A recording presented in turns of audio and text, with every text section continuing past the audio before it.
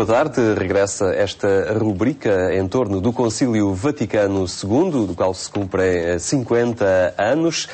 Connosco está o António Marcelino, Bispo Emérito de Aveiro, para nos ajudar a refletir na riqueza do que foi o Concílio Vaticano II.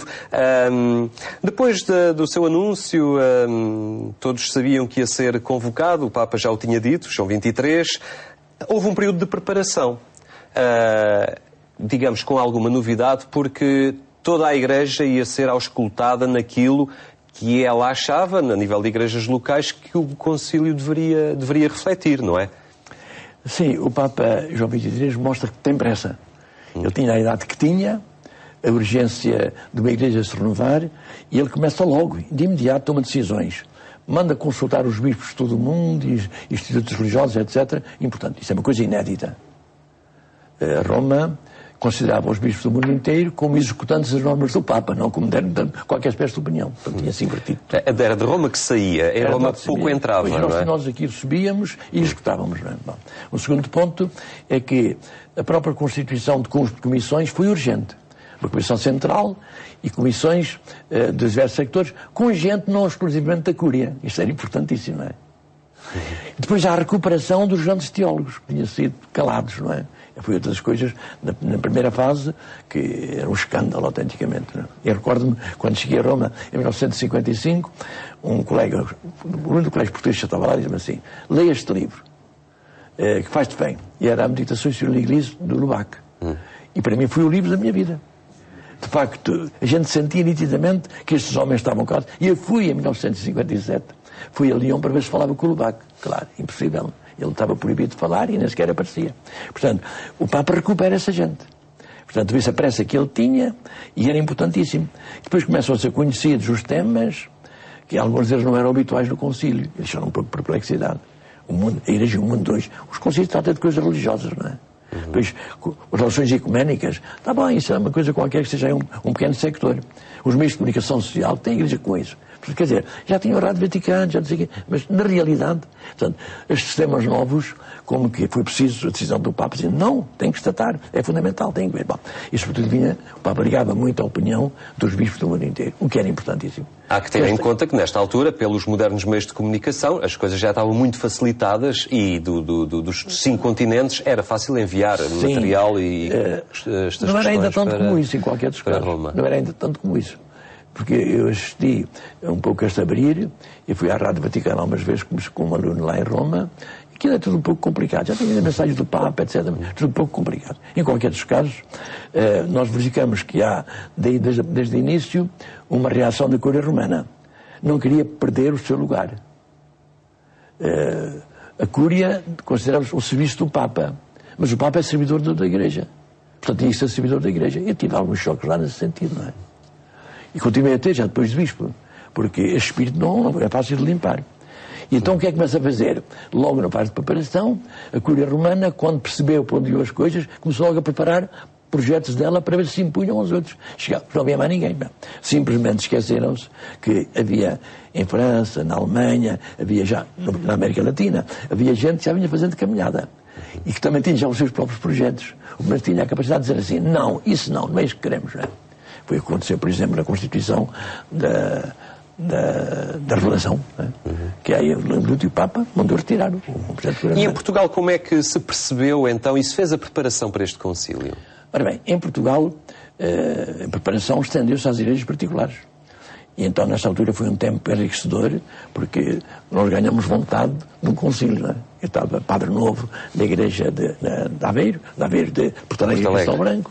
O meu bispo foi dos grandes entusiastas do concílio, Agostinho de Moura, e ele fez tudo por tudo para nós fazermos campanhas de oração, de informação, dos acontecimentos, dos temas que íamos discutir. Criou-se uma comissão diocesana para o concílio, não é? Havia uma comissão de que eu presidia, a comissão diocesana para o concílio. E que tentava tudo, saber já captar na fase da preparação, depois na fase seguinte, e levar os documentos que conforme iam aparecendo, precisamente às próprias dioceses. Mas esse ritmo da Diocese de Porto Alegre não era propriamente não era idêntico a de outras. Não era. Muitos bispos diocesanos tinham sensibilidade diferente e viviam muito fechados sobre si. A Igreja em Portugal ainda tem marcas de um individualismo muito grande, não é? cada bispo é da sua diocese, os outros não se metam cá. Depois vamos sentir esta dificuldade quando chama às conferências episcopais, às normas que saem das próprias conferências episcopais, ou aos documentos que todos assinam, mas depois põe-nos dentro. Isso persiste. Passado 50 anos, isso persiste. Mas a Igreja em Portugal vivia muito para si própria. Ficaram os bispos entusiasmados com o concílio, alguns não tanto. Vamos depois ver na fase conciliar e pós-conciliar. Em qualquer dos casos, também começavam a emergir os problemas políticos em Portugal de maneira mais forte, os problemas do ultramar, depois as vozes que tinham tentado falar foram progressivamente calados. Um caso típico dessa época é do Padre Abel Varzim, foi um homem verdadeiramente novo. A Ação Católica teve uma influência muito grande, mas simplesmente existia em poucas dioceses. E formou um laicado extraordinário, que devemos sentir depois a seguir, mas as dioceses do interior, praticamente a Ação Católica quase não havia, ou era tão pouco, e pouco significante. As dioceses em Portugal, portanto, não tiveram todas o mesmo ritmo de entusiasmo. Todas um conselho é uma coisa nova. Não? Depois os bispos irem para um concílio, também eu gostava de... E isso depois também se manifestou na delegação portuguesa que vai para o concílio, portanto nem todos iam muito preparados, nem todos tinham muita consciência do que é que iam, não é? Nem levaram teólogo nenhum consigo, ao contrário de outros bispos que levavam o seu teólogo, conferências episcopais, países que levaram conferências episcopais, não havia ainda, que levavam o seu teólogo, os seus teólogos. E depois também o Papa junta às comissões outro tipo de teólogos, como assessores. Portanto, nós verificamos que toda essa fina flor do pensamento teológico, que depois são os grandes teólogos do concílio. O concílio aponta-se em Lubac, em Congar, em Chinu, aponta-se nestes todos, não é? Portanto, nós verificamos que a Igreja em Portugal não tinha experiência nenhuma disso. Eu tenho um caso curiosíssimo, não é? Quando o Grau foi para Porto Alegre, o bispo Municunes, e quis para os padres todos para lhe explicar, vem a grama do Senhor, tal. E um padre do seminário disse assim, ela reza os salmos e lê o Congar, cuidado com essa gente. E era um homem bom, com um pouco de desconfiança de quem tinha nessa mentalidade. Muitos partiram para Roma com a própria mentalidade quase da Cúria de Roma, que iam lá assinar umas folhas e voltavam para trás. Sim, e os próprios que iam sendo formados em Roma. Note que o Papa Pio XII instituiu connosco que a Igreja em Portugal fizesse escola, porque vinham de lá formados em escritura, em teologia, em não sei quantos, e depois iam dar matemática ou português para colégios diocesanos, não sei quantos.